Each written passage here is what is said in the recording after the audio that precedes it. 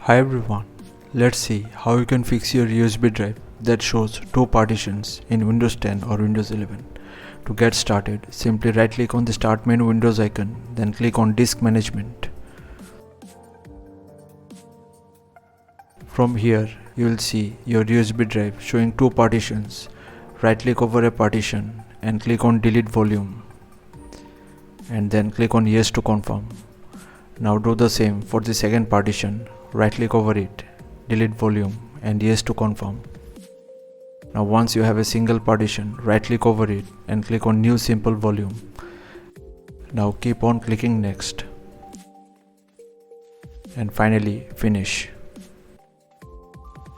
Now once this process is done, close the disk management console. Double click on your USB drive. It will ask you to format the drive. Simply format it from here. If you want, you can set the volume level.